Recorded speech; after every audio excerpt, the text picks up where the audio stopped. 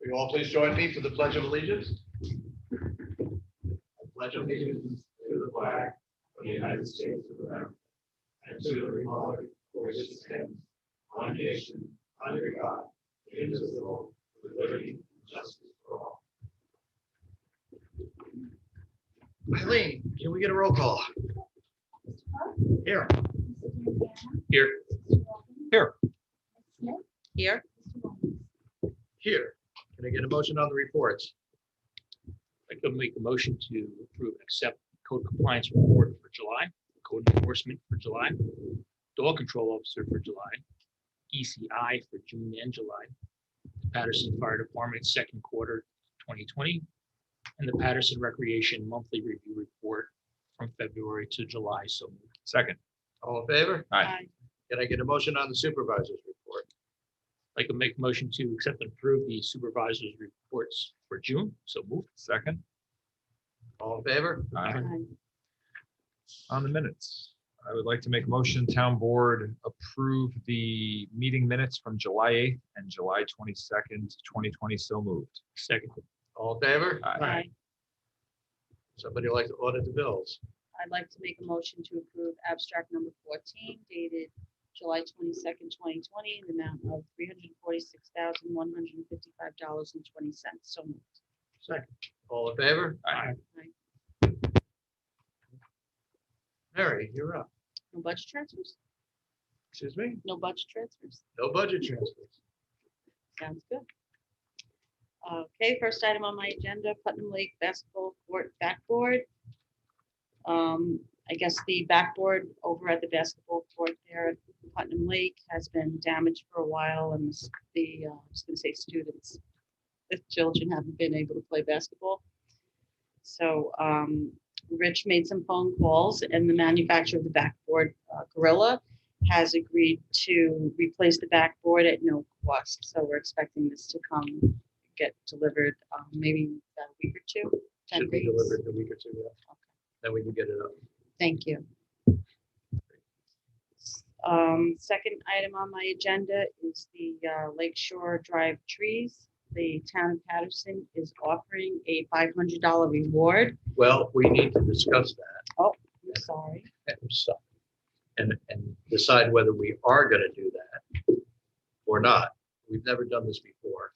Okay, so I'll read where the trees are located, since Pat's going. Yeah, to the Park District property opposite 238 Lakeshore Drive has had some damage.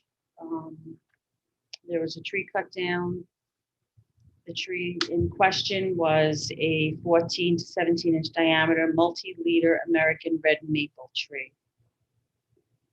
Okay, so this is located between Hudson Road and Harmon Road, which is opposite 238 Lakeshore Drive. So I thought that we, discussed that the last time. So I guess, do you want to have discussion? We've individually discussed it on a couple of different occasions, but the town board has never actually made a decision about whether we want to actually offer a reward and try to find out who cut the tree down on town property. Okay. Rich, I believe you mentioned that the value placed on that tree was significant, not only because of the Park District property, but just the value in replacing a tree of that caliber would not be something to be taken lightly. So the reward is small in comparison to the value of the tree. And I think it's, based on the location of the tree, I think we might have some luck in figuring out who cut it down, because clearly people cut trees down for a variety of reasons. They're not cutting tree down for firewood on the lake. So it's usually for view shed. So it's probably fairly, able to be ascertained who did it. And if we can come to some information and resolve this, have that person pay for the damages, then I think it's worthwhile. So I would support it. I agree. Town attorney, do you have anything to add on to this? My only concern is that it says in here that Tom received compensatory damages and The reward is, based upon the receipt of compensatory damages. So my only concern is in the unlikely event you can't obtain the amount of damages that you were setting in your reward. It's kind of an offer that can't be that come to fruition, essentially. That's my only concern in reading it. But it's a shame that someone would cut Sure. down such a tree.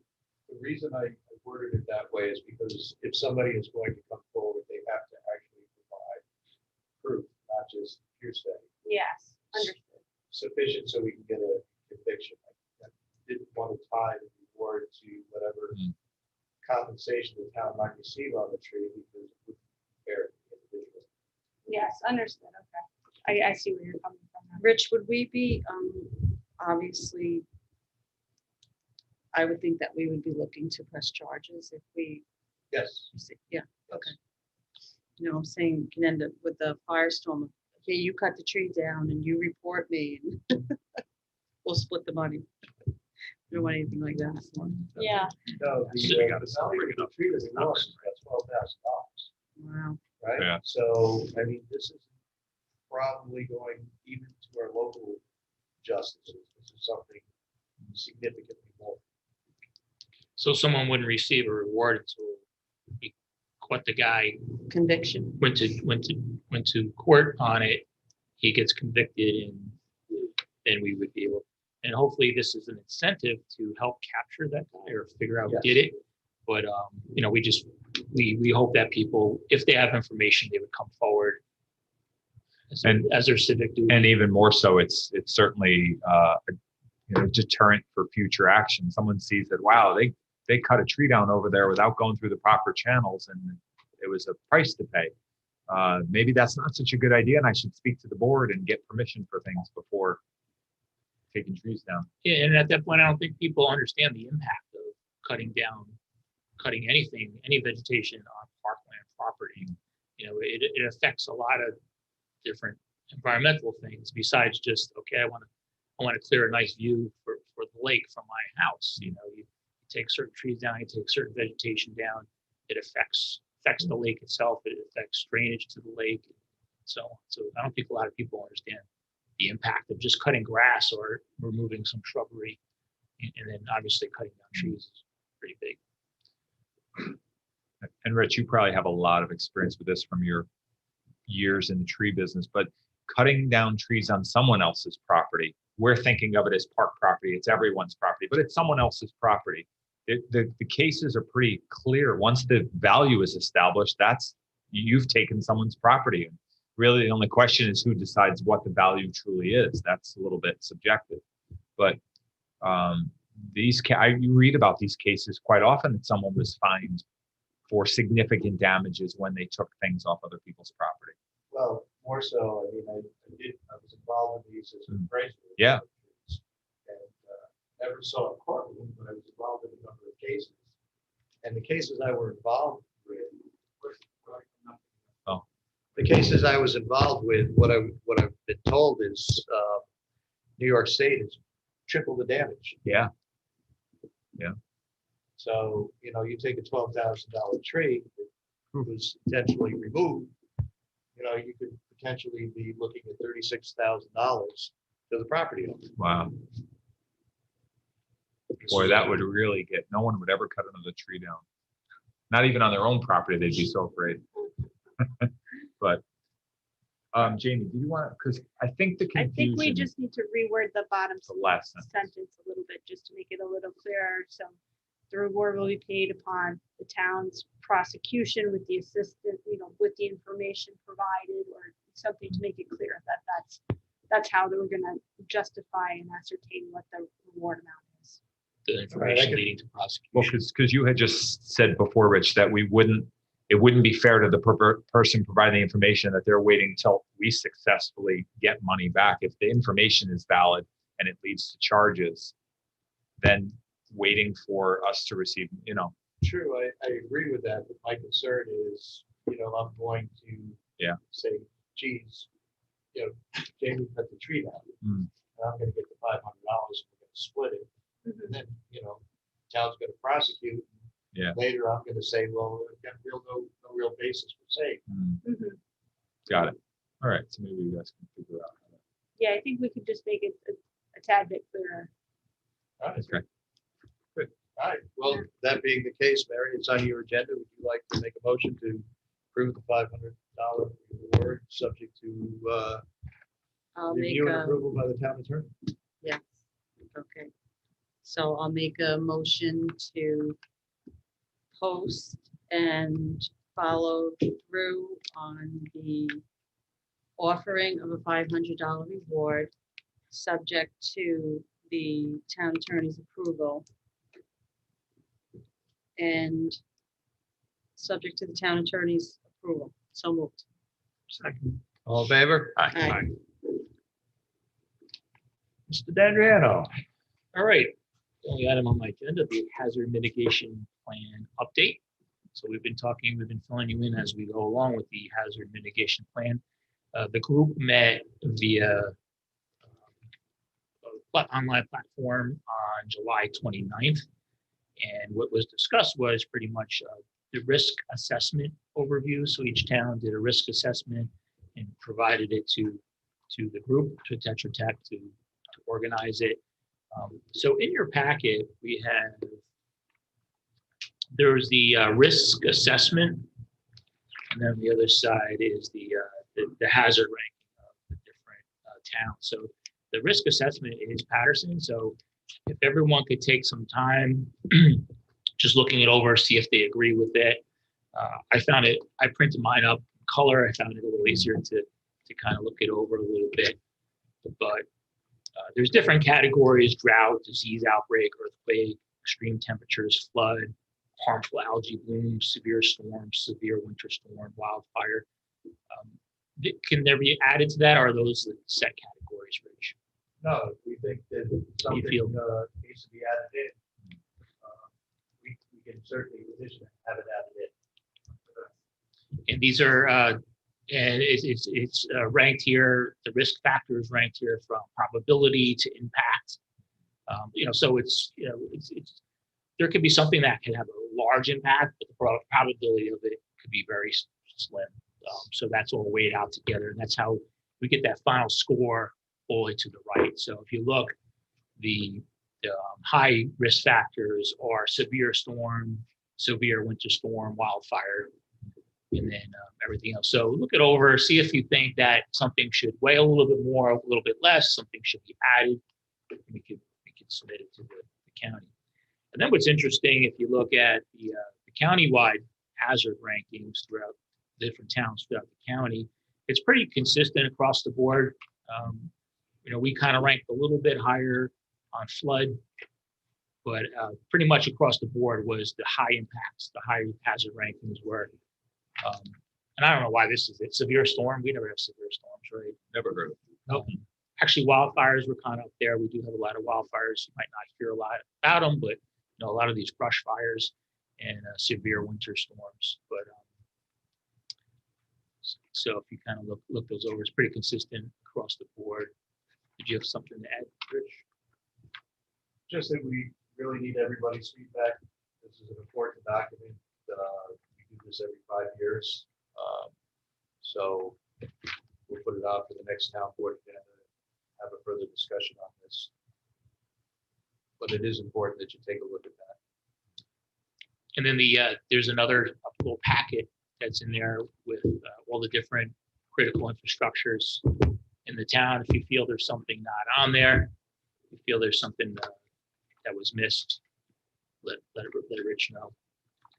So I just realized in this printout that you've received the last column where it says yes or no. FEMA has created this new evaluation to facilities about whether they're important to restore normalcy to a community called the lifeline.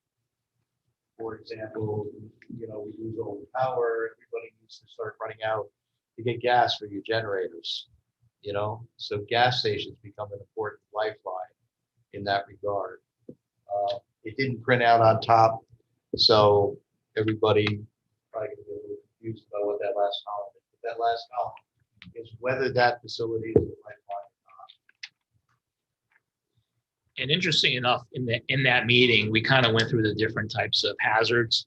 And we were talking about how, severe storm was pretty high across the board. And we kind of dove into a little bit more. The woman from Tetra Tech, she's an outside person. So she kind of wanted to get a feel of, why it's high ranking and what affects us. And ironically enough, there was a whole discussion on Nys Dec on their response. And this was back at the end of July. So Yes. It came to truth again. So I just wanted to add that a little bit. And then finally, we have, so on the Putnam County website, and we're going to put a link up on our website. There's a survey. I'll shoot it out on social media as well. There's a survey that the public can go on and go through the survey and answer some questions and give their feedback of hazards around the county and pertaining to the study, to the plan. So we'll put that up. I'll put it up here. I don't know if you can see too much of it.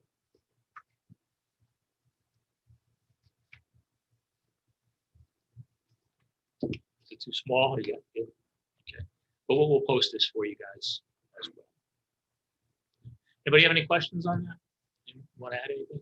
Well, I think in today's Courier, there was a mention of the storm damage that was so widespread around the county. And I think it was the county executive was going to ask the legislature to consider adopting rules or laws that would require the service stations, the gas stations, to be on emergency generator, because that was part of the problem, as you mentioned, that when right after the storm hit and everyone was looking for gas, it wasn't that there wasn't gas available, there wasn't power available to the gas stations. And so that's what created the long lines that, were a concern at the time. So it'll be interesting to see what happens with that, because obviously part of mitigating these concerns is looking towards long-term solutions. And, certainly some of those facilities, the ones that have generators are the ones that do the best business. The money pays for itself at some point in time. Well, that's actually one of the problems, because when you factor in the cost of the ATS plus the generator, sufficiently large enough to power these and the infrequency on the times that they have to use them, it really doesn't pay for themselves. A number of years ago, when one of the older big storms went through, the state had a grant program that offered money to each of the gas stations to put generators in, and then they selected gas stations throughout the community to put them on full generator during the storm event. And I know our own Patterson Auto Body had put the ATS switch in at his own expense, and then ultimately did not get the grant to put the generator in. So he's got the ATS switch, which is why he was on the county list, even though he didn't have the generator. That money went to a gas station down in Southeast who never put the generator. And so we lost out twice on it. But that's what we need. Is we need, through this program, federal funding, state funding, to get, critical infrastructure better prepared for these events that are happening. I know specifically some of the restaurants that I've worked with over the years that have decided to make the purchase after many times having to throw out thousands of dollars worth of food, on outages years ago. And then they decided, you know what, I'm going to buy an automatic transfer switch. I'm going to buy a portable generator. The benefit of being the only deli open when no one else is open, they make money. They'll get down to where the last storm 2 years ago, the big tornadoes, we had facilities saying, I could have someone come in and I could tell them, you only have these 5 choices to choose from. That's all we have left. And they were happy to get it because it was better than nothing. And they literally made enough money to pay for the systems. And I have facilities that I know that are on those automatic generators. They're the first ones to email me or text me and say, hey, we're out of power, but we're on our generator. We're good to go. If you need to send anyone our way for charging phones or for a hot meal, let them know to come. And I think in those cases, it's a little different. They more than pay for the cost of the generator if it's done appropriately. And from my perspective, it's safe. We know we don't have to worry about those facilities as long as they have fuel in their propane tanks. Usually, it's good, and it's great business for them. So this past storm, you couldn't get close to Charles. I bet. Yeah. So great. Generator's a great investment. I actually bought a generator a week and a half before the storm. Good for you. it's going from the 18th century to modern day. It's just Yeah. amazing, Unfortunately, we could sit here all day. This is the time and place to debate about Nys Dec and their Right. failure to respond and all that. The reality is we really need to be prepared, make ourselves prepared. By the time Rich was able to beg and steal and borrow some ice and some dry ice, it's already a couple of days, if you had stuff in the freezer, it's gone. But we're gonna get to that. Okay, Yeah. that's all I have on the mitigation plan. We'll keep you updated as we go. All right, thank you. I just have one comment. I think a little surprised on, with all the towns on the hazard ranking, where they talk about harmful algae. This And- is something new that's come up this year. And according to Tetra Tech, it was driven by other lake communities, mostly, if I recall, up north. Hmm. And I think it had more to do with the fact that northern lake communities were using the water as a water source, Drinking water. because we've all been Yeah. scratching our heads on this. I actually had about an hour-long conversation with Tetra Tech on this specific issue today, because the data that they were using, which came directly from the DEC website, in fairness to them, it wasn't maybe the best data that they could use. It wasn't their fault, it's the data they had available to them, but they were use Putnam Lake as an example. If we have different algal blooms on Warren and Jackson Beach, and they occur at different times throughout the season, they were counting that as one algal bloom for the year for Putnam Lake. That's not wrong, but it's different than the 10 or 12 blooms that they might have in a particular year. So we talked to them about how they gather the data and what the relevance of it is, how you compare it, to other areas. And Rich is absolutely correct. The only water body, Lake Mayapack, the only water body that we have that for our local supplies draws directly from one of our lakes. So obviously there's reservoirs, that's different. But So that's why when the heading is harmful and the ranking is low. somebody just well, said- that might change based on the data also, because there's harmful for drinking water and there's harmful to bathers. And so they're both potential. And I would say based on some of our previous year's data, you only have to go back 2018. Putnam County had 570 some odd days of lost recreation beach closure days. That means if Warren or Jackson or any other beach was closed, if they're closed for a week, that's 7 days of lost recreation, any way you look at it. And we had like 41% of the state total just for Putnam County. We had a significant, so 2018, Putnam County was so heavily on the map as being the worst in the state for that parameter. Now, like everybody that knows about statistics, you look at data, you can interpret it different ways. I think these rankings might change, where this is preliminary. This is for our review and input. But I think you're going to see those change, but they are, as we said, directly between drinking water and potential impact to bathers. So Also, remember too, it's ranked with the probability factor and also the impact. So yeah, there's probably a high probability, especially the last couple of years, to have these algae blooms, but I guess the impact is kind of subjective. It's Yeah. what does it impact? Recreation? Does it really impact financially or health? So sure. I guess it would have that's also look into. But if we feel that it needs to be higher, we could always that's the whole point of getting the survey with the community and for us to look it over. And see, I think a lot of the stuff that Rich did is pretty on point. How we put the stuff together. Like I said, I was a little surprised that, listening to our esteemed colleague over the years about these other water bodies and having to close and all that type of thing, that it wouldn't be, ranking wouldn't be at least medium. Yeah. I guess that's what I'm saying. And I think Rich and I both agree on this. We actually questioned harmful algal blooms even being on this mitigation plan. I think the intent is to be able to identify a hazard and come up with ways to mitigate that hazard. And we've had the governor's initiative, which wasn't fruitful for us in terms of actual monies coming into our county to fix problems. You can come up with a hazard, But then the real challenge is to come up with a mitigating strategy to fix that. It could be something like best management practices for stormwater, which we always talk about. If we can get money because of our hazard mitigation plan that says, hey, this, helping harmful algal blooms is doing better storm retention, which is something we're doing for our, phosphorus loads and our nitrogen levels and everything, then that might open up pathways towards funding. So then it's beneficial. The company we're working with, Tetra Tech, mentioned that upstate New York, I believe it was Skinny Atlas Lake, for harmful algal blooms, they were very specific in their approach. They said, hey, we have a surface water supply that draws from this lake that's impacted by harmful algal blooms. Let's get some money and let's extend the pipe that draws the water in much further into the lake. And they got several $100,000 to do this project to basically make the pipe that draws the water and make it deeper out into the lake. So they extended it like 3,000 feet out into the lake. So now instead of drawing water from 20 feet deep, it's drawing water from like 60 feet deep.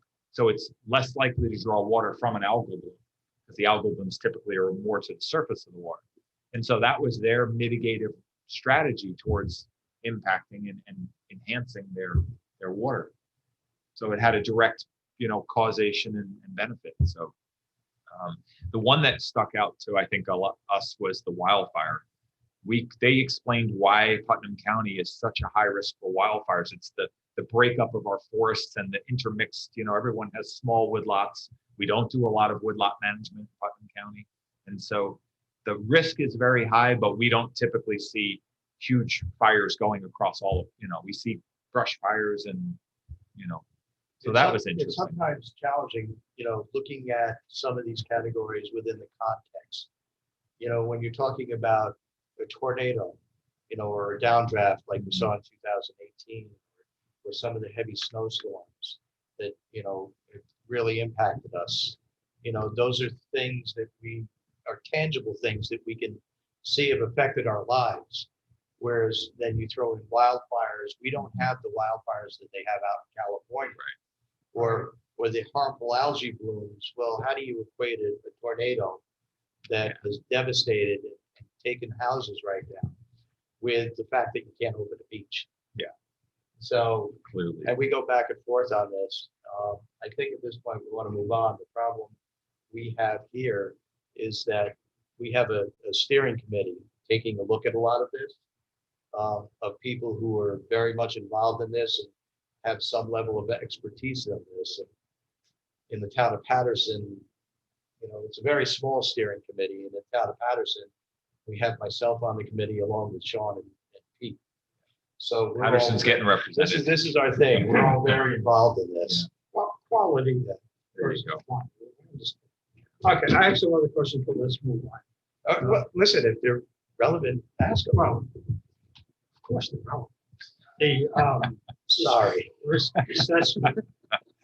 This is Patterson's Good for you, Charlie. numbers, or is this again? Yes, I believe it is. All right. I don't want to beat the dead horse, but the harmful algae, the relative risk factor says on that page 4.7. And when you look over at the little box on the bottom, it says medium.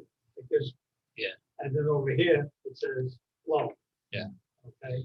And on the color page, it shows yellow on this, green. Okay. So was that an update that wasn't put in, or was that a miss? They haven't changed anything since we commented back. This is all draft form. Because Charlie's right, because the algae bloom, harmful algae was a medium on us, on our report, but on the county-wide one, it's listed as low. That's Another thing to mention is, I don't know how, they had mentioned in the report that we have a large low-income population. Yes, in the town of Patterson, on the west side of Patterson, they showed the west side of Patterson having a very large low-income population. I think anybody that lives in Patterson and pays the taxes we pay knows that may not be true. So they're looking into that. I mean, they made a point to point out Patterson specifically in the report, which I thought was very very odd. It was very strange. I don't know. I just think it was a I think the data was off or Some something. bad data. Somewhere. We're only But that's low- why they revet it and we review it. We're only low income after we pay our taxes. That's true. That's true. Maybe that's what they're getting. That was All good. right. Okay, Charles, All right, what do you got for us? we have titled Local Law, the Tax Bill Inserts.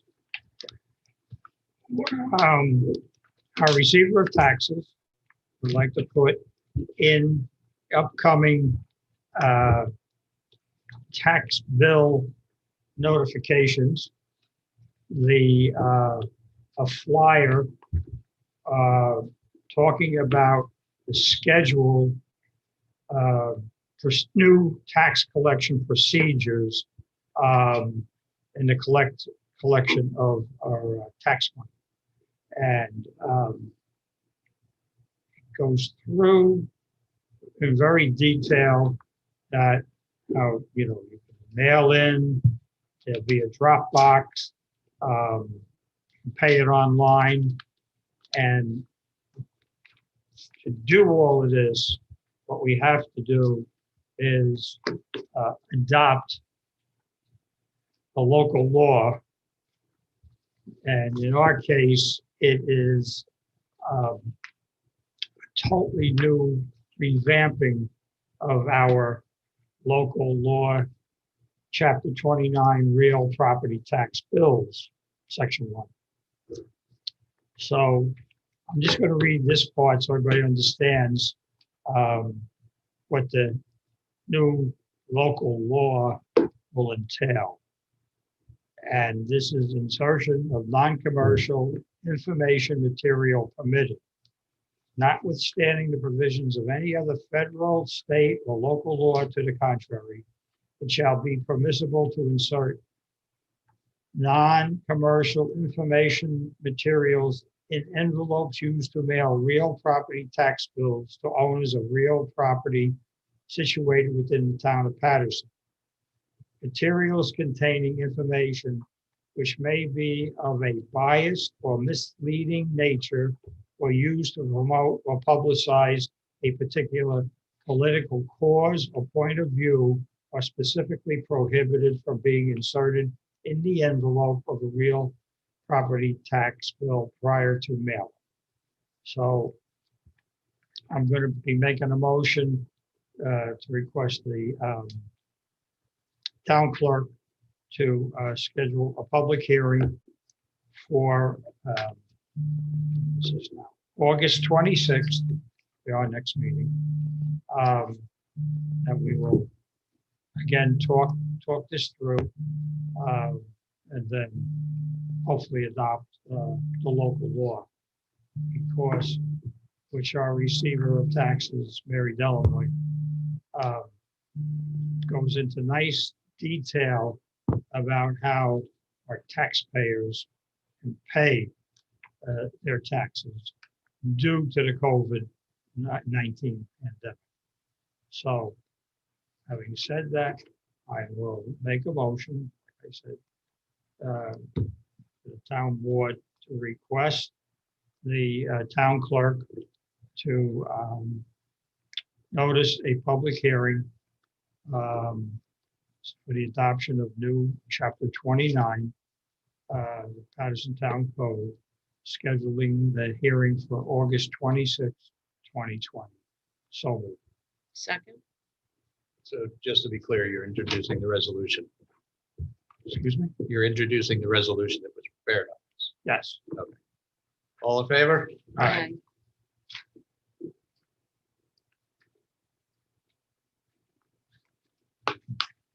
Okay, Sean.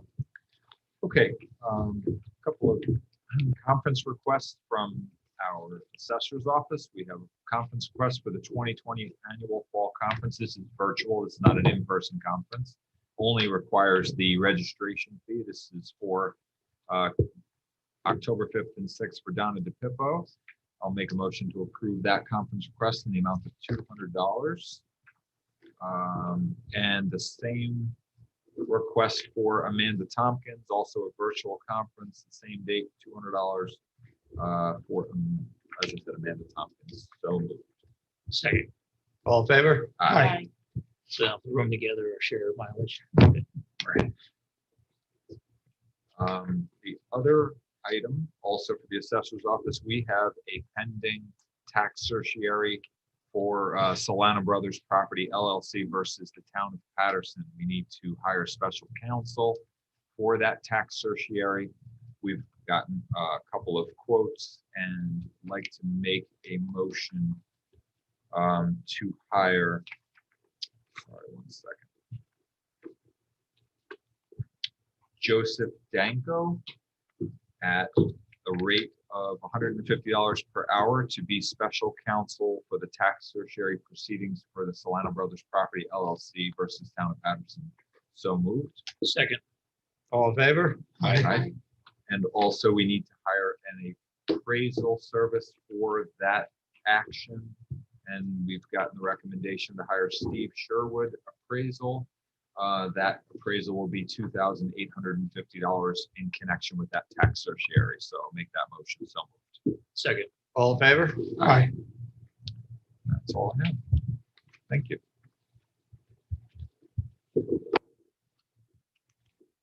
Okay. Take a quick look at that. If you can pass it behind you, I keep forgetting we're not up on days anymore. First on my agenda is the NYS DEC land acquisition. I was approached by the New York State Department of Environmental Conservation about the pending purchase by the DEC of 2 parcels of land. The first one is a parcel off of East Branch Road, which is currently owned by the Mattas. It is called Little Pond. It includes a pond, 100+ acres, but also there are several cabins up there that have been year-round rentals for many, many years, as well as a single-family house. The second property that I was approached on was along Route 22. It has been termed around here South Patterson Business Park West. It went through the approval process with the town planning board for approval of a 30,000 square foot warehouse and office building. The latter property abuts up against the Bob Brook Unique area. The DEC has asked to have a conference with me. Unfortunately, the conference was arranged for, I believe, the day after the tropical storm came through. I couldn't make it, so we're trying to reschedule now. I'm not exactly sure what they're looking for me to say to them, but I brought this to the town board as I did with Comcast, also on my agenda in Nys Dec, just to get some direction from the board about how you feel about these land acquisitions. I will tell you that I am not in favor of these land acquisitions. Currently within the town of Patterson, we have 30% of all the land area in the town of Patterson owned by either the DEC or not-for-profit organizations. None of them, well, the DEC pays minimal taxes. Most of the land is owned by not-for-profits that do not pay any tax. We have another probably 11% of the town, which is state-regulated wetlands, which nobody can touch, and also tax minimum. So there's 40% of the town that is, encumbered in some respect. And for not-for-profits to continually to come into town and take property off of the tax rolls with the amount of property we currently have off the tax rolls is hurting our taxpayers. It shifts the tax burden from the remaining properties that are on the tax rolls away from the not-for-profits. This will be the second parcel that is zoned commercially that somebody will be looking to take off the tax rolls. So with that, we'll open it up to questions and or comments. Anybody? See what you want to do, if anything. Not that we have a lot. Rich, The property off of Route 22, right? This odd shape. This Yeah, property. if you could share those with the back.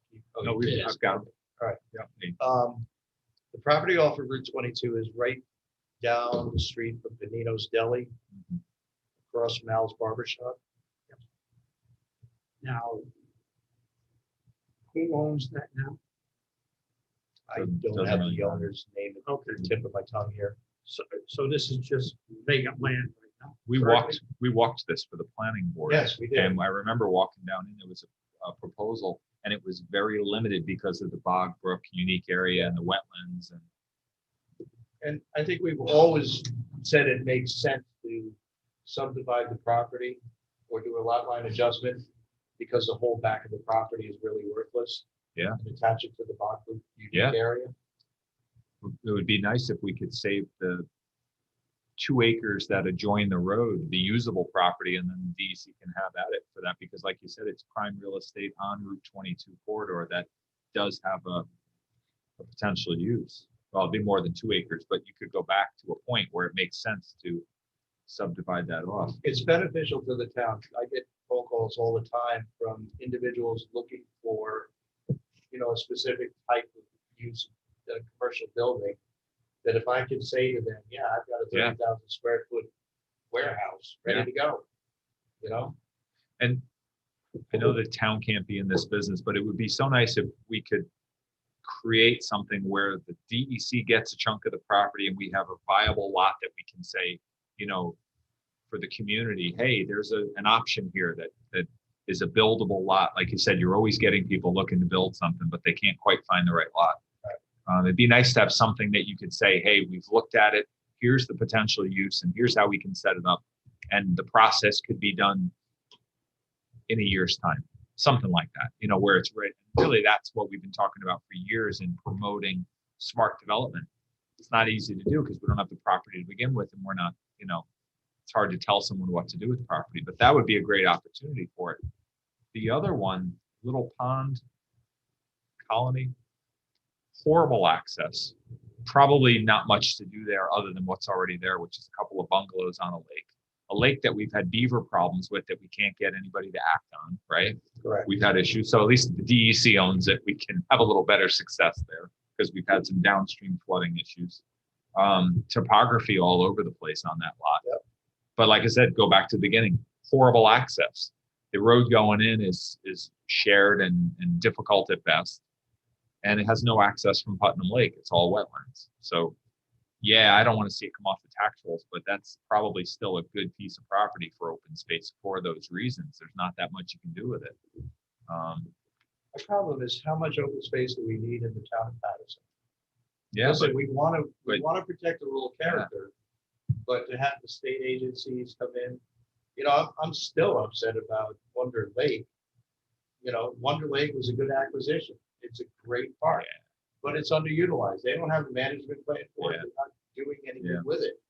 But what really upset me was we had a sports facility that was going to go into a piece of property adjoining Wonder Lake. Mhm.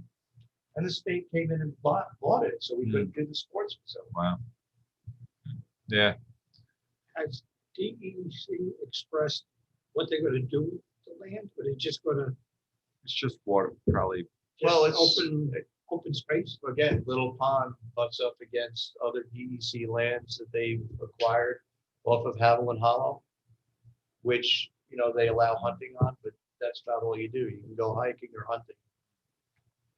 So what about Green Chimneys? Would they be interested in Little Pond? Excuse me? Green Chimneys, would they be No. interested in Little Pond? Green Chimneys is a not-for-profit. That's all the tax rolls. And you said access.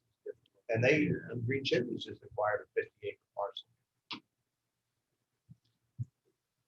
So how do they do this? They can just come in? Yeah. They have Anybody like can land come in acquisition. and buy a piece of property. Or have it donated.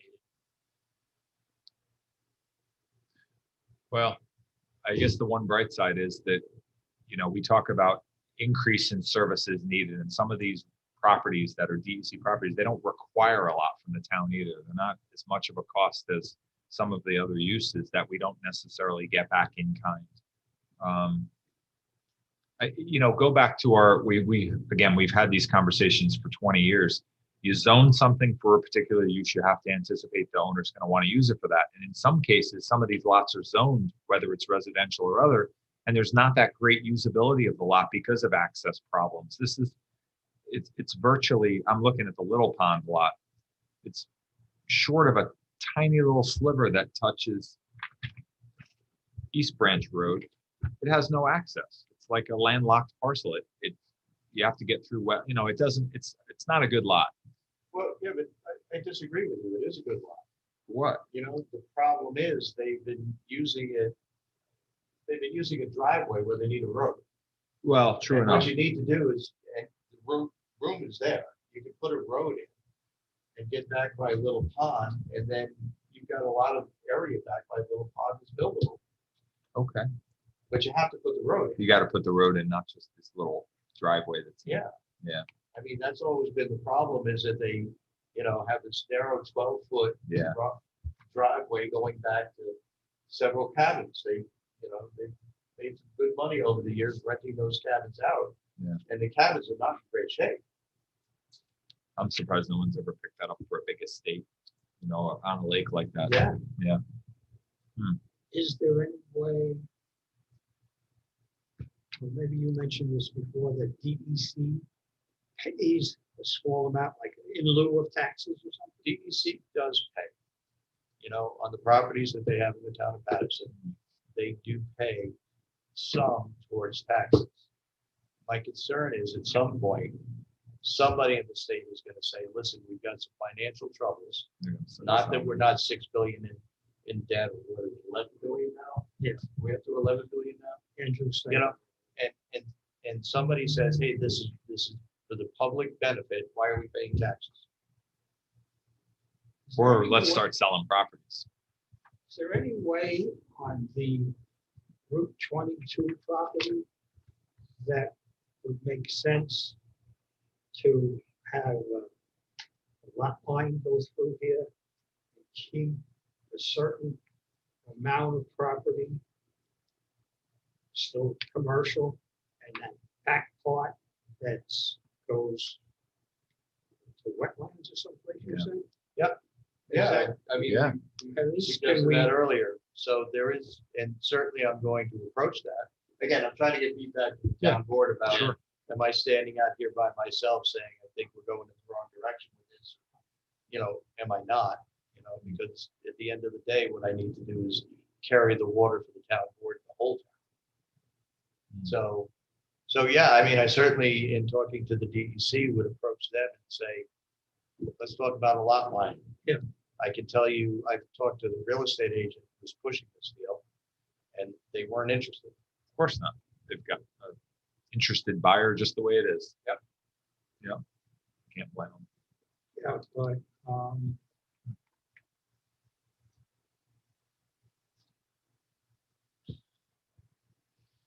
even if we bought it, would that make sense?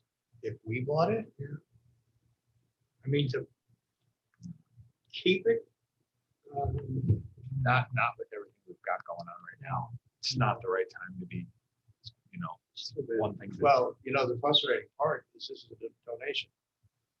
They're not even selling it, Oh, wow. right? This is a donation.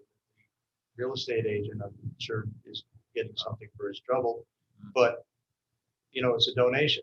I said, donate it to the town. Yeah. Well, That's interesting. uh, You get the So- same write-off whether you donate to the DEC or donate to us, right? You're not paying taxes. Hmm. anymore. Yeah. Independent who we donated to. Well, So what's everybody's opinion on this? What can we do? Well, we can certainly send DEC a strong message that, we're not in favor of this. They have enough recreation land in the town of Patterson. And recreation lands that don't have management plans, and they should, take care of what they have first before they start taking more lands off of the tax rolls. Will they honor that or they? Well, it's not. It's a memorialization to some regard. Yeah, I don't know what they're on. Yeah. You're just stating your position. Yeah. I mean, I think we should at least state our position. I think we should. Well, can we push for, since it's being donated to the DEC, we can't push for it to be donated to us.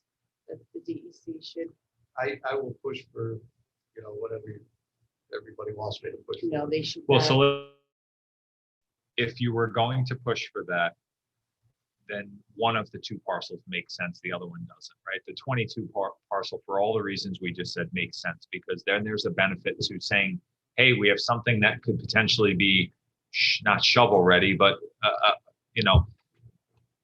we're not in the business of saying, hey, we have a project for a new subdivision, right? Residential, but we certainly have been talking about smart development for commercial development.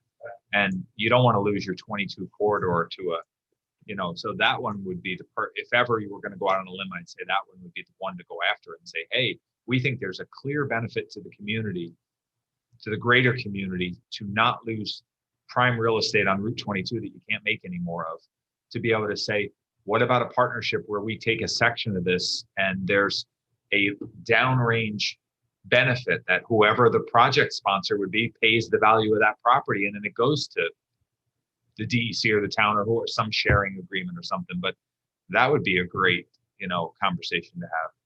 I don't know that we could have it, or at least I don't know that I would support it for a residential subdivision. I don't think that is really No, I what agree we've, with you. you know. It doesn't make any sense. but the other one might make sense to try to broker that kind of a conversation, to the DEC saying, hey, here's our overall feeling on this in terms of, as Rich said, having more than enough recreation lands without management plans, and that's your position. The only thing I want to say about Little Pond is that's, in amongst residential. Yeah. You don't know what they're going to do with the property, so now it's impacting people that. But they're not going to do something with it other than what DEC does with their vacant properties, which, like Rich said, is at most open it up to fishing, hunting, hiking, that sort of thing. True. You But know, it is state lands at that point. The state can do what they want. with it. yeah. But I would definitely be interested in trying to state the position, but then say we see great benefit in that parcel that touches 22, and we think that because we've already walked it as a planning board, we've looked at that when they proposed something, it's got to be 10 years ago, maybe a little more. Yeah. 'Cause I can totally remember walking a lot, and there was a point down in where it opened up. Yeah. And there was a usable area,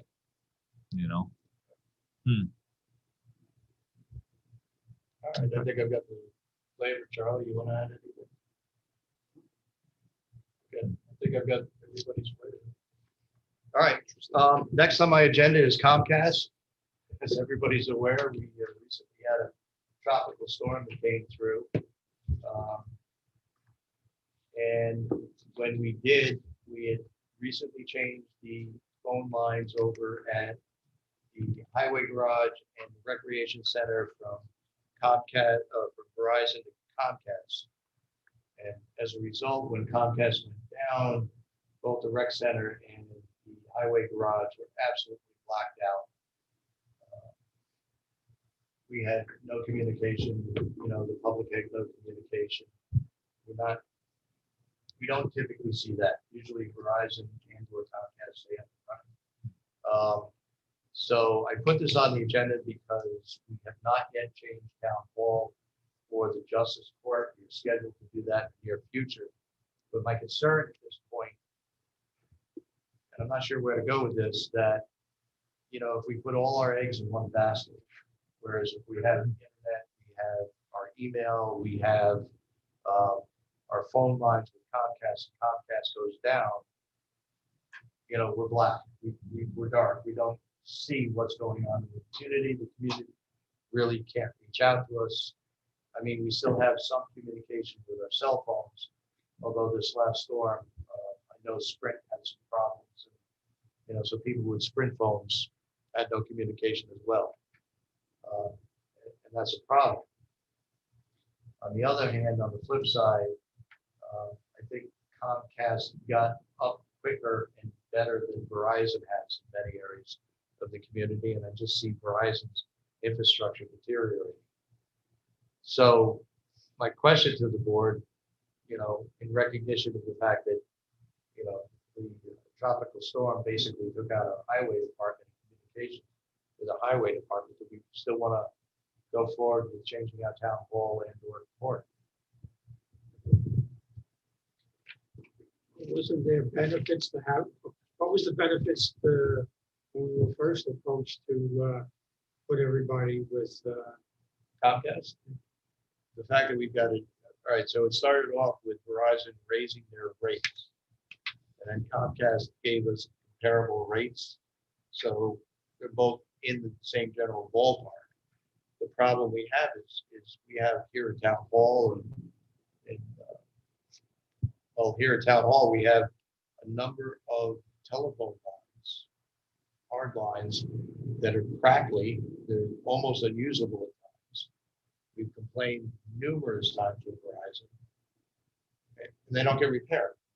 And Verizon is currently giving up some of its POTS lines that the town is using. We're going to have to replace them ourselves. And I'm sitting here watching Verizon's infrastructure deteriorate. So at that point, it made sense to maybe try something. Yeah, Verizon's in the business now, mobile phone, that's their Well, money they're pot investing. right now. They're now investing, as we saw with the cable, they're not looking to add on to their infrastructure for cable. They're like you said, their phone lines, their infrastructure is deteriorating. I don't think they're putting any money into that, upgrading anything. The only money they're putting for hard lines is fiber optic to the cell towers, because you have to run fiber optic to the cell towers to carry the capacity to cell towers. So, and if you're a business that happens to be close to that, to a cell tower, they allow you to tap in.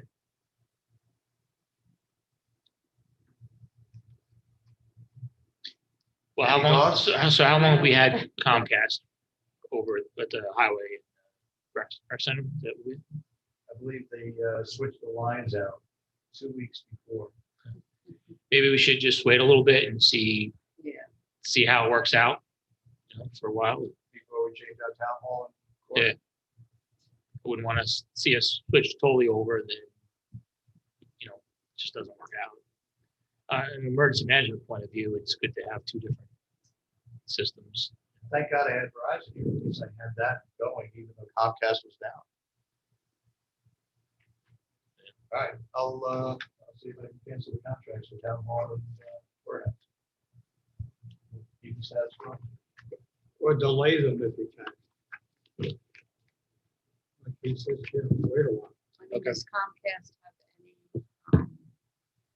are they any promising that they're going to improve on, after these storms? Because this one was a little, there was an unusual circumstance that we were out for so long in the town of Patterson.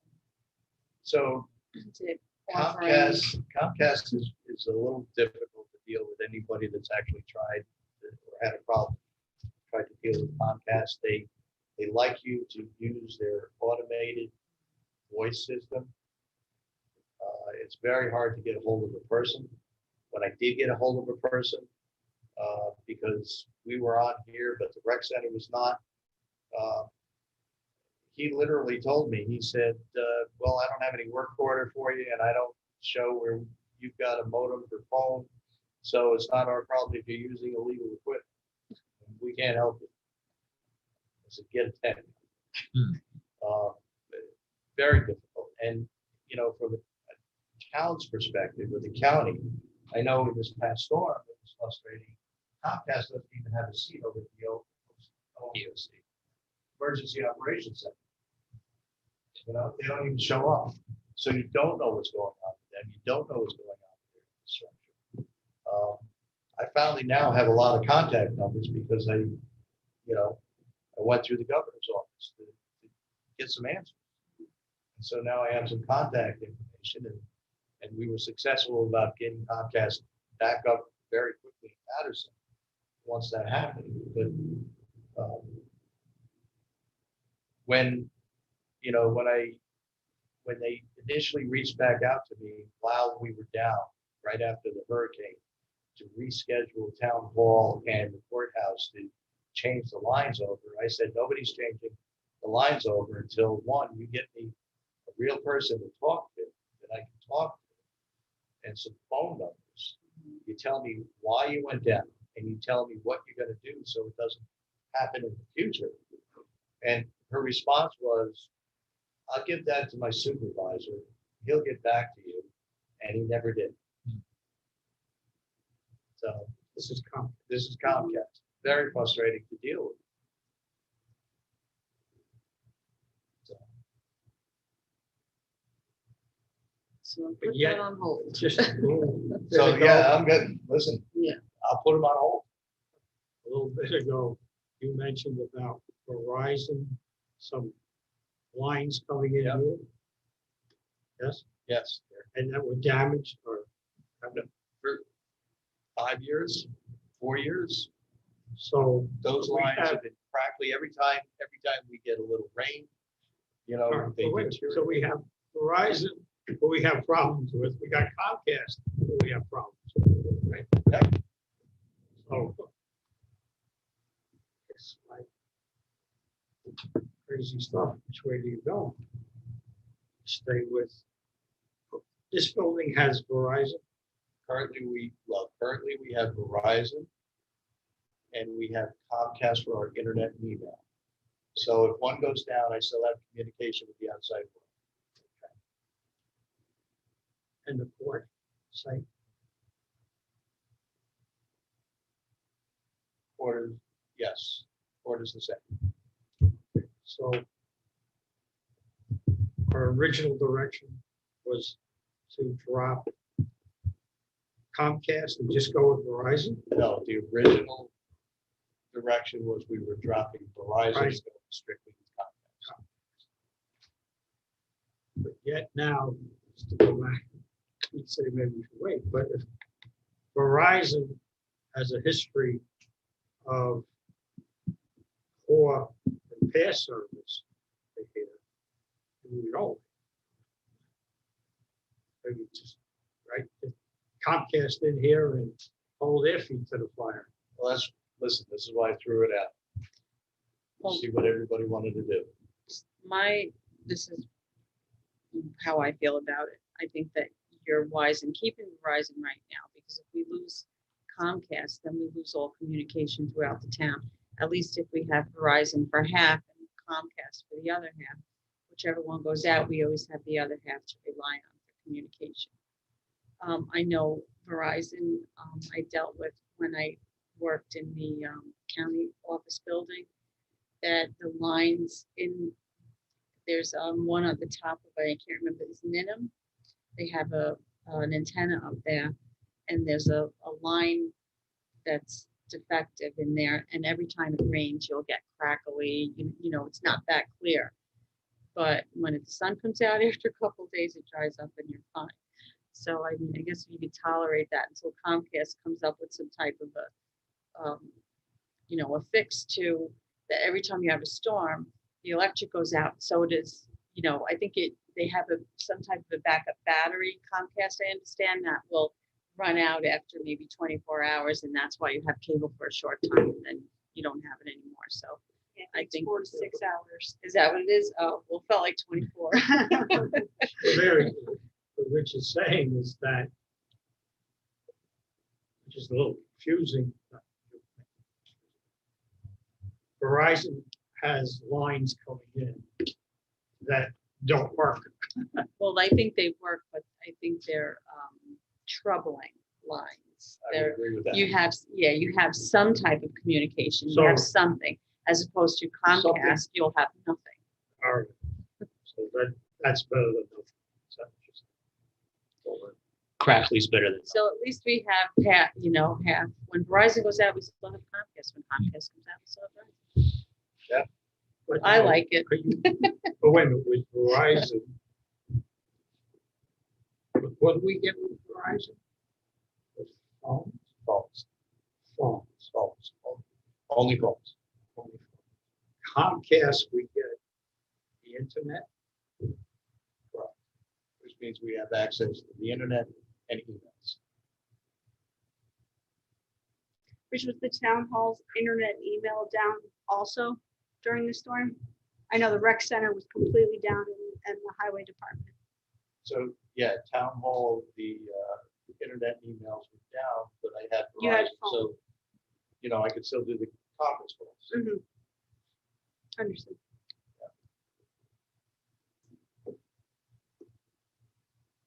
I think we need a sign in All right. front of the town hall with a backup battery. What was that? We need a sign in front of the town hall with a backup battery. Carrier pigeons. Yeah, well, that's Smoke that's signals. a whole new thing with the signs. All right, last thing, I just wanted to talk a little bit about tropical storm Isaias. Did I say that right? Isaiah? I never did that right. Which hit last Tuesday. It hit here probably sometime after noon, and by 5:30, we were seeing blue skies again. So thank God it was a very quick moving storm. Fortunately, it did do a little bit of damage in the town of Patterson. We had a number of roads that were blocked, and certainly we had some power lines down. Nothing like we saw in May of 2018, but still it was significant. I want to, right now express my gratitude to the Patterson Highway crew who stepped up, got all our streets open, got everything cleared out, especially Gene Brandon, the highway foreman out there, who really managed the show and did just an absolutely outstanding job coordinating everything, coordinating even me, and getting everything cleaned up and opened back up so that Nys Dec didn't have any obstacles for coming in and clearing putting their lines back up.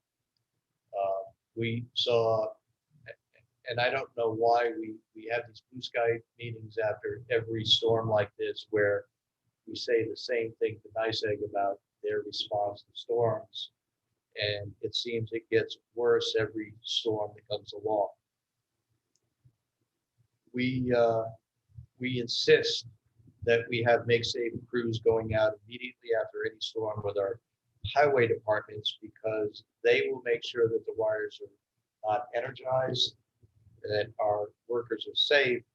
And the highway departments, not just Patterson, but all highway departments, they have an expertise in moving material off the road. They have the equipment that Nys Dec doesn't have, but they need to know that the electric wires tangled up in those trees are not, going to harm them. They're not live. And so we do have the ability to move debris very quickly, and somehow we still can't make safe crews. I was doing conference calls with Nys Dec and the Putnam County Office of Emergency Management every day. The conference call that I was on Thursday, I finally got Nys Dec to admit they had completely dropped the ball about providing the town any make safe crews as of Thursday afternoon. And I had a very frank conversation with the individuals that were on the Office of Emergency Management. They're always very supportive for the town of Patterson. They're always trying to help, but they also are limited and frustrated by the response they get from the other utilities. It wasn't until I was just by happenstance driving by the highway department Thursday at 5:30, and happened to see two make safe crews sitting at the highway department that showed up unannounced. So we didn't even have the highway crews at work that I could get marry those two up. That doesn't mean we sent them home. I made good use of them. We got a number of roads opened up. But it wasn't until Friday that this town really saw any sort of significant presence by Nys Dec and or their contractors to get the power on. And then when they did get here. They did an outstanding job of getting the poles reset, power up. But there was a good 3-day lag that this town didn't see any response from the utility company. And that was a shame. The shame, yeah, the real shame, they knew this storm was coming. This is not like They did. it just dropped out of the heavens. This was. The real shame is it's not, For days. it wasn't the first storm ever, and they act like every time there's a storm, it's like the first storm they've ever seen, you know? So, I always go back to May 2018 because that was some experience with this town. Anybody that was here at the time never saw anything like it. And I always go back to the fact that, in that storm, we lost about 218 utility poles. And between our highway department and Nys Dec, we opened up every road. We put all 218 poles back, and we turned everybody's power back on in 6 days. The advantage we had was that storm hit Kent and Patterson only. Didn't hit all the rest of the towns. Right. The problem you had with this storm is it affected such a broad area. There was a wide area that Nys Dec needed to respond to. And that shows, once again, the shortcomings in not having sufficient crews, not only in this area, but in adjacent areas, to adequately respond. And when the storm did hit in the ensuing days, most of Nys Dec's effort was down in Westchester, not even here, which is why we didn't see a presence of that. With that, I just like to, get any sort of feedback that the town board has about, the storm event, what they saw good, what they saw bad. And, maybe what we can focus on, what we can do better next time, or, what needs to be addressed in some areas. My understanding is that our state leaders are going to be holding inquiries into this mishmash, and that I know you got a ton of stuff to do, but maybe a note to Peter Hartman and Evan Byrne that just what you said, that, while it was a wide, fast-moving storm and covered a lot of areas, they should have been better prepared. I mean, that's it, And obviously they weren't, because the response was slow. I know, what was it, parts of Putnam Lake at least were out into the weekend. Most of the town was out until, well, again, we started seeing power going on Friday. Probably 50% of the town was back on by Saturday, and the remaining portions of the town were back on by Sunday. So 5 days. Yeah. Yeah. That's all I have to say. Well, they're still out there working, because I do know someone that works out in the field, and that person's been working till 9 p.m. every evening, and next week is expected to work till 10 p.m. every evening. So they're still actually cleaning up from that storm. But is there a way to set up a meeting to discuss, a plan in place before the storm comes? I mean, we all receive the emails from Nys Dec saying we're prepared, and then somehow, things kind of fall apart when the storm hits. Like, they weren't expecting that storm, and in their email they did compare this to actually be worse than Sandy. So where I'm leading to is that maybe we can get some type of a meeting together to put, at least a promise of these, we're going to get X, members of a team in your area, for this storm. So if they were here already when it happened, rather than waiting, till Friday for someone to come in our area to break them up. I know they take them from different, areas of the state and bring them in. I don't know if COVID had any contribution to the, this delay, but, can we get some type of a promise that every time we're expecting one of these storms, it's gonna be a crew of X amount of people in your area to help out. right at the day of the storm, if you will. They actually do, they bring crews in ahead of time, stage them.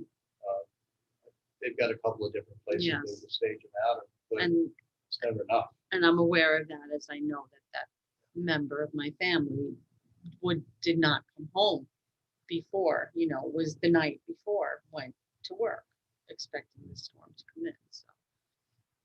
What happens from there, I don't know. I think some positive responses we had as a town. I really liked the way we had you coordinated the opening of the rec center. It was great to have a little place for people because it was hot last week. People could come and cool down. But more important, a lot of people took advantage of the showers, just being able to charge a cell phone for a little bit, just somewhere to go. I think the only problem is in the past with the rec center, we had, I know it was listed as a cooling center or whatever, but then we didn't authorize that and it was taken off. I think if people know ahead of time, it's great that we open it up and make it available to people. And we did try to get it out on social media as we could, but there probably were a lot of people that probably would have taken advantage of it if they knew about it. And if they didn't have social media or have other means hear about it, they wouldn't have known it was open. So if we can maybe, I don't know if it's an issue of manning it or, coordinating to open it, but if we can, either before a storm comes or say, hey, this is a cooling center. If there's a storm, we'll make every effort to open up the rec center for showers and cooling and charging. So maybe, and also too, maybe we could figure out a place in Putnam Lake to help the residents in the Putnam Lake area. You get Haviland shut down, or you get different access shut down.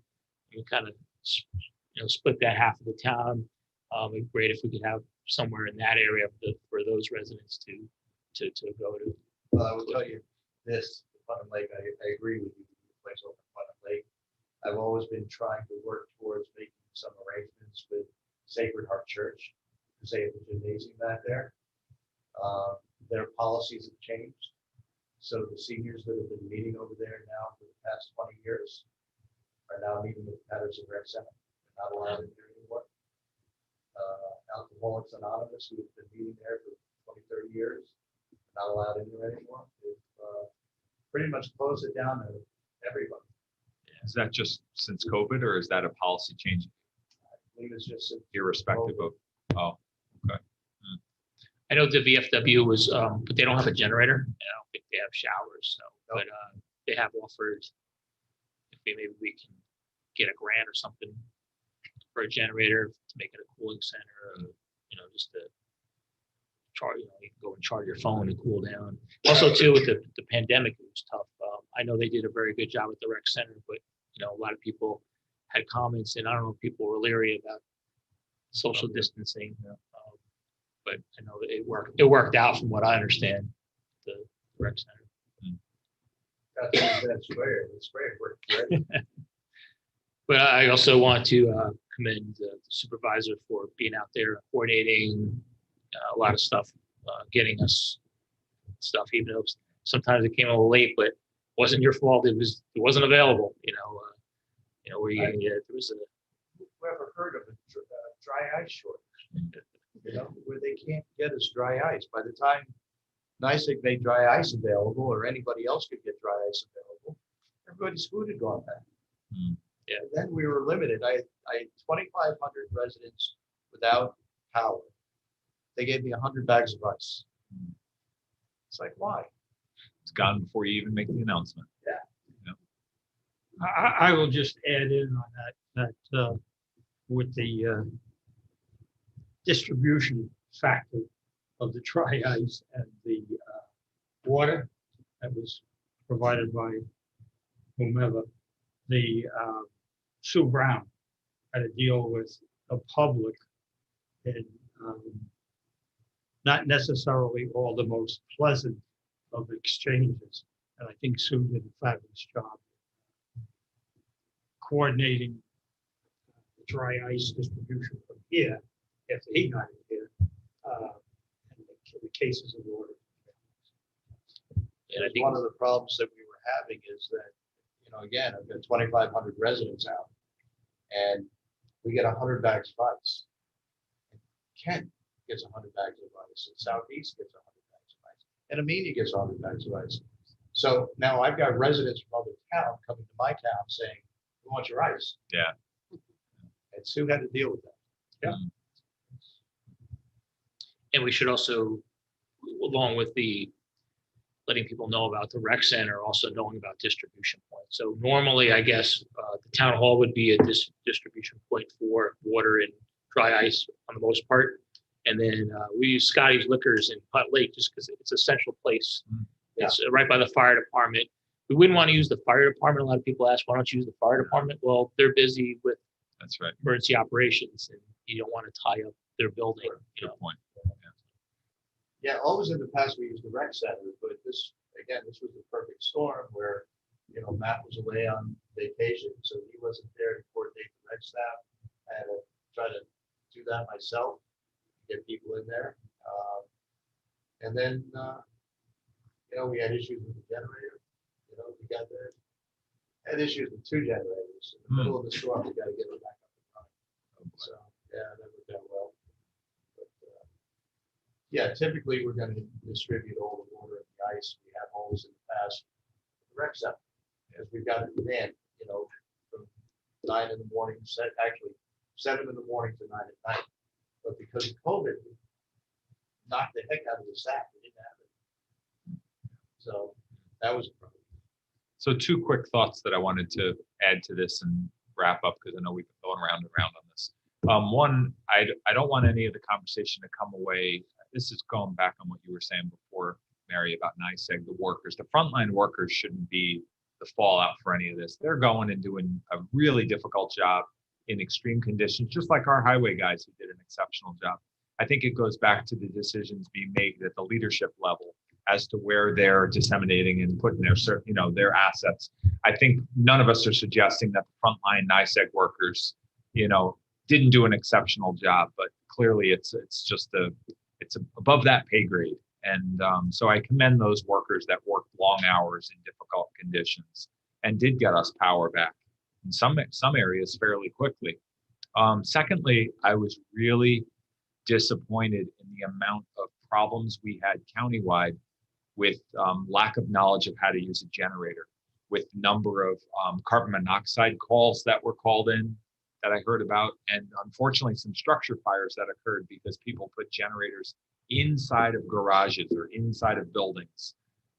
There's lots of illegal connections where people connect in through various backfeeding into their systems that they don't realize that they can kill someone because they can be backfeeding electric into the power lines that somebody might be working on. Or maybe they said they made it safe and now they're working on wires, but now somebody's got a connection that's illegal. So I think it'd be great, Pete, you're doing an exceptional job of putting information out through social media in these times. If we can find any educational information that we can push out that's ready-made, that addresses that, because everybody and their brother was hooking up generators, as we all know. You could just hear, like you said, the hum of the generators, but I would venture to guess that not all of them were proper, safe connections. And I think that's a real concern, a real life safety concern. And it seems like we had a lot of problems with this storm, with those types of issues. So, might be something we could ask our fire inspector to come up with some pointers that we could post on the town website, push out through social media. So, but that, we saw people who lost their homes or lost their garage. It wasn't their home, but it could have just as easily been that. And every storm, it seems like we have health problems from people running them in their basements or in their living spaces. It's just amazing in this day and age. But so that's it. Good point. Okay.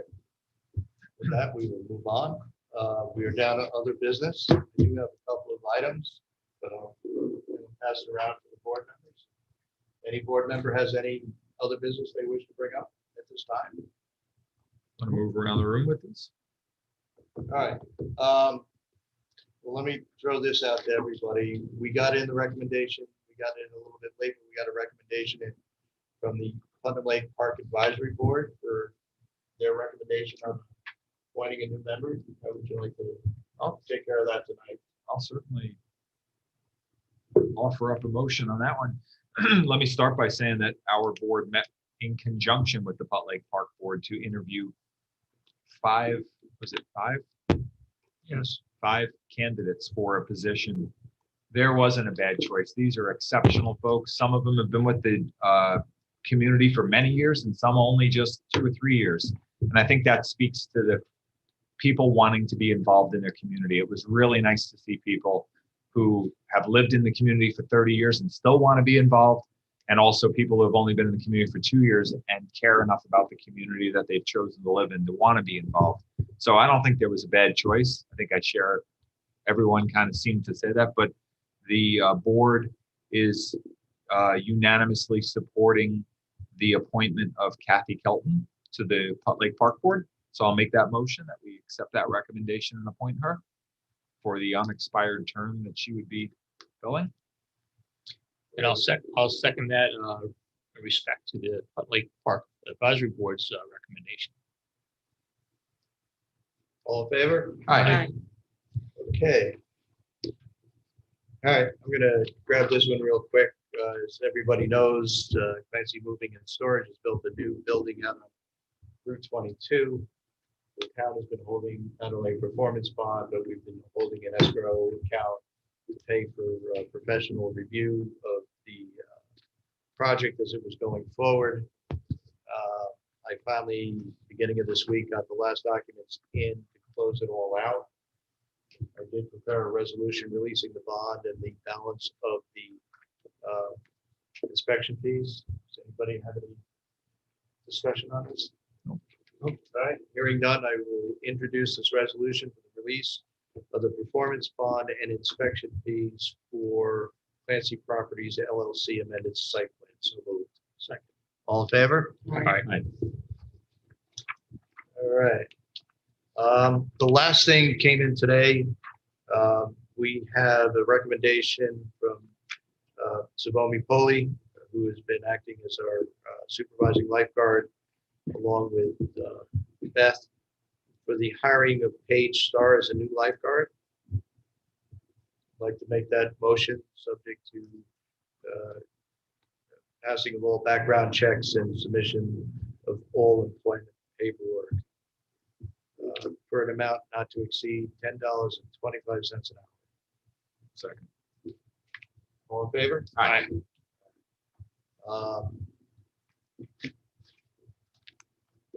With that, I will open it up to public recognition. Does any member of the public wish to be heard? If you do, please approach the mic, provide your name. Rich, can I ask, is the Putt Lake Park Advisory Board website, it's on the other businesses, there's something that I'll talk to you about that later. got it? Hi, Hello. Stacy Mead. I sent an email back in July about the speed review. Am I talking to the right department? You are. Okay, what's the update? So I have drafted a letter to the county. I drafted the letter to the county asking them to support the town in going to the state for reducing the speed limit. Okay. I will have to check on that because I know I did it right before the storm. And I know I wrote it. I just don't remember if I mailed it right now. Okay. And the advisory signs too, right? Yeah, the advisors. Well, the advisory signs, I think that's something that we do internally without. Right. You know, that state. So I just want to jump back. I know you talked about the trees on Putnam Lake. I just want to throw in a couple things. Can I bring this up to you guys? I'll put on my mouse.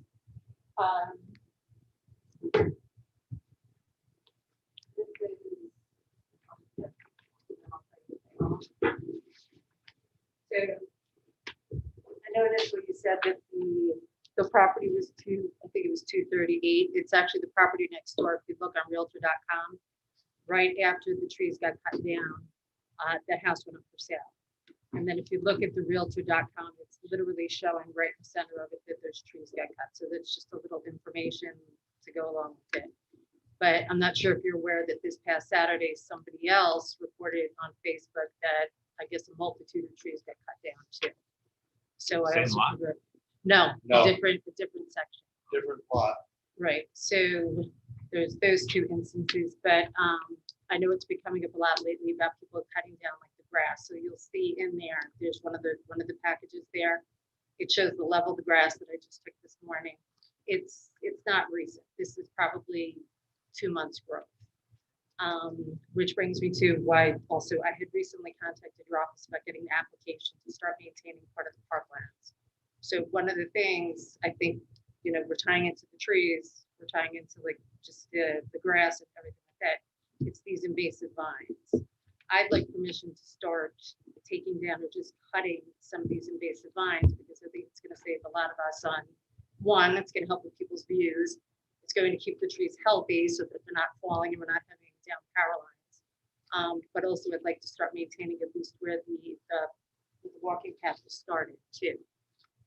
So how do we go about getting? So permission for there is that? a liability issue involved with all Right. that. If you're a private individual, running especially power equipment or, even working, on behalf of the town on the park district property, there's a liability issue should you get hurt or injured. Right. We do have a waiver form. Okay. That if somebody wants to do that as part of a coordinated effort, they could do that. But again, that is something that we would push back to the Park Advisory Board to coordinate that effort, ensure that everybody has the proper paperwork filled out, and define the scope of work that's going to be done so that people aren't out there on their own deciding what is and is not appropriate to be cut. Right, that was my word too. That's why I put some of the pictures on there. And I know that the advisory board went around and they actually said like what trees to get cut down. And it's a start, but there's a lot of them.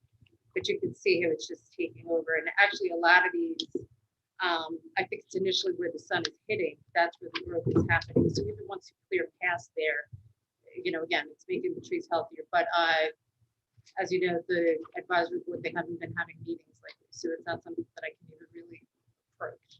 So last week they were going to do a Zoom, but then there was no power and no Comcast. So, but okay, I guess I can take it up with them and bring it up to Laura. Okay.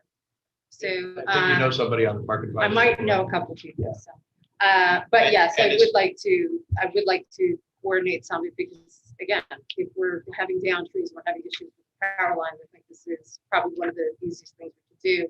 And a lot of these vines, obviously, we have to do design until Sure. the fall. But just cutting them again, I think it's just a lot of problems would make the lake even more cared for too. Which brings me to something else. I had sent you an email, and I know timing is everything. Can I bring this to you? Yeah. So.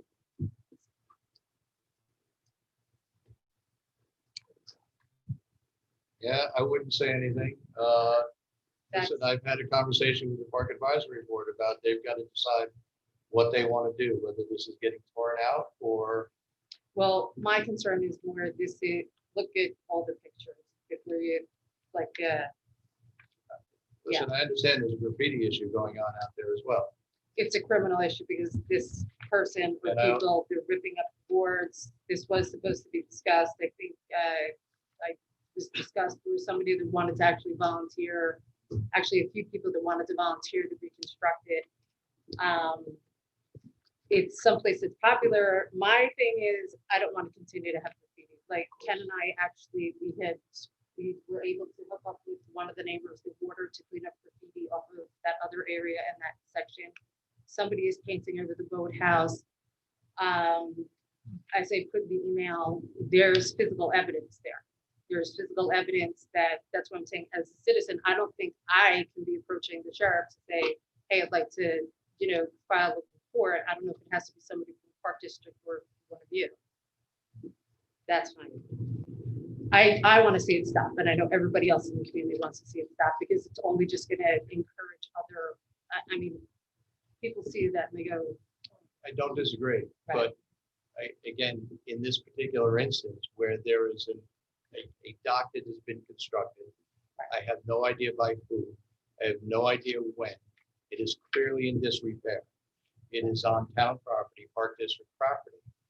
We either have to make a conscious decision about whether it's going to be maintained there and repair it properly and have an engineer go out there and take a look at it, make sure it's all constructed properly and secure, or we're gonna have to tear it out.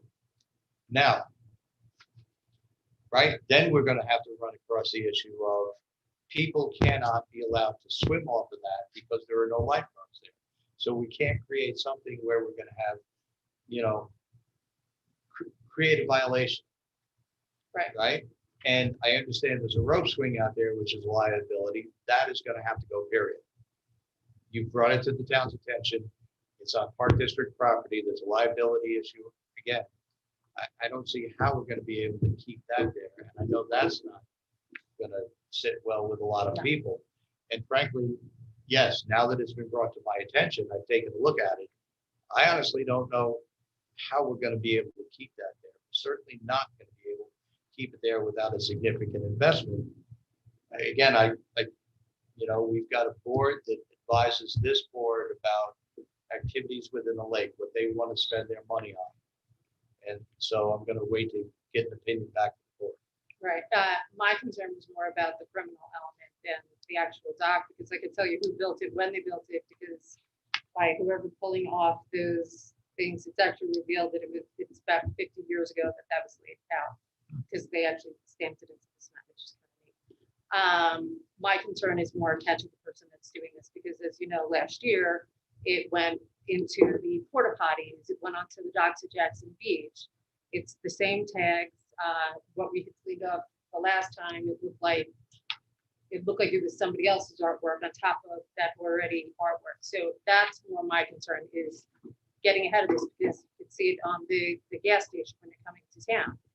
We don't want to continue to have people think that they can have free reign to be doing graffiti all over the town. As I don't know if all of you know, that's where like the little crime spree that happened back, I don't know, 6-7 years ago at the start of the neighborhood watch, was because of the crime that was happening right there. So, and So yeah, I that's my agree with you. concern When it happens on town property, you know, I talk with everybody who's involved. And Right. we take appropriate action. And, you know, if I have to file a police report, or, you know, the chairman of the Park Advisory Board files a, you know, police report, you know, that's the way it goes. But Okay. there is that process. okay, so And we are aware of it. Right now with this particular instance, though, other decisions have to be made about which way it's going to go. right, and it's discouraging for any of the neighbors that actually see it. And actually, the woman that her father that built the dock years ago, she actually still lives right there. So, and she was just very discouraged. So just a lot of people are, and it's sad. It's you know, it's on the trees. But anyway, I know other people wanted to talk to you. So you do know that the person's name is on the tree stump, right? The rumor is that he's been framed. So that's Well, what, he's framed. yeah, that's what all the artwork and whatnot, that's what they say. That's why I said there's physical evidence on the property that, yeah. Do you So, want this back? nope, that's for you guys. Thank you. Thank you. Thank you.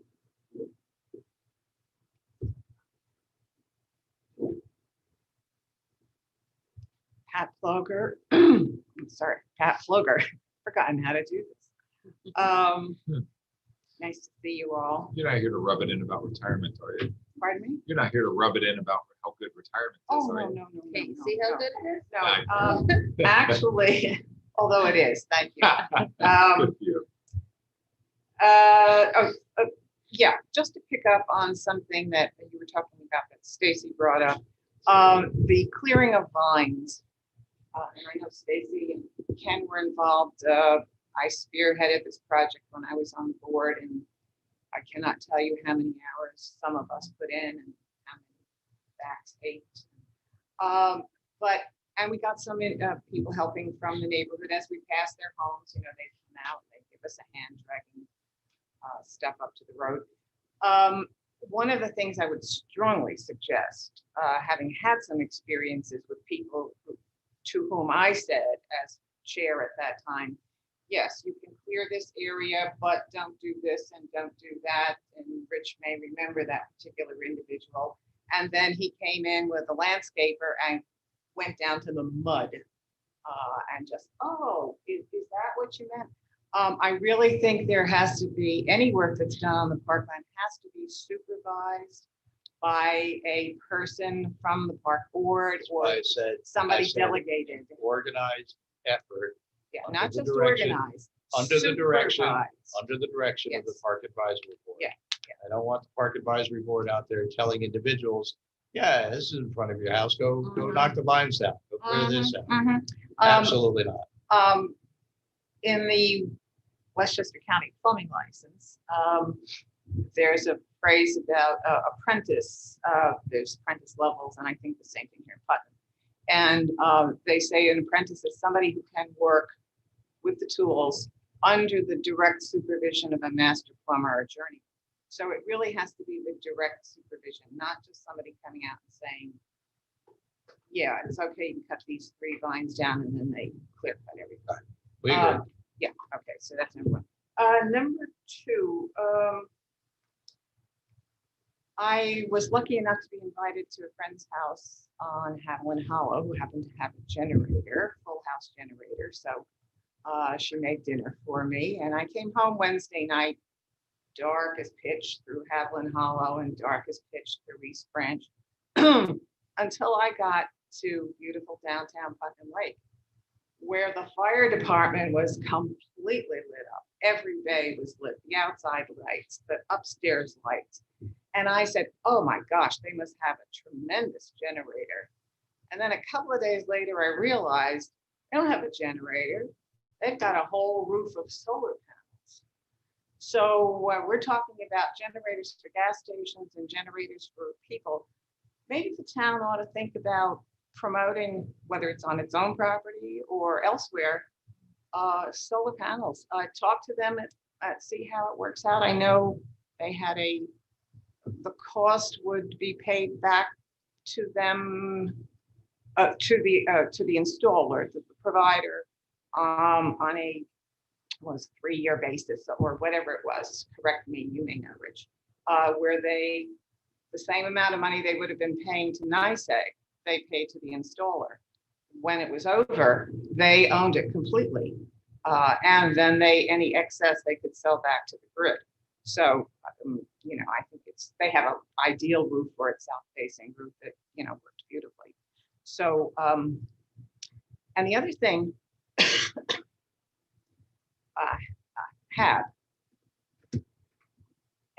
there is a serious health issue that everyone may not be aware of. Even though you stay out of the water, if you are anywhere near the water and there is a heavy bloom with toxins present in the bloom, the wind aerosolizes, rips across the surface of the water and takes the fumes or the water droplets or whatever it is, the same as we know now from COVID. And I cannot, when it's really, really bad, I do not go out of my back deck or down in my lower yard because I will get headaches and horrible congestion and nausea. So when you're talking about it, it can be serious. And I know even if it sits still in some areas, people have complained about the stench. That's just, especially in this kind of summer weather. So just think about that too. Okay. All right, thank you.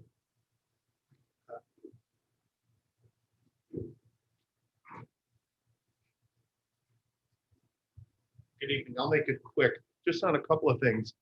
As it relates to the mailings, I think we've talked about this in the past.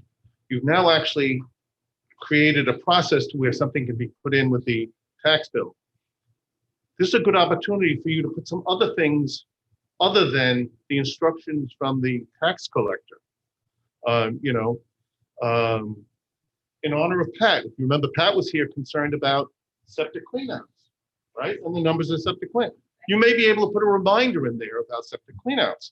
I hope the county's still providing the town numbers, and maybe at the next meeting, I'll ask, what percentage of the town has now, how should I say, participated in that program with the septic cleanouts.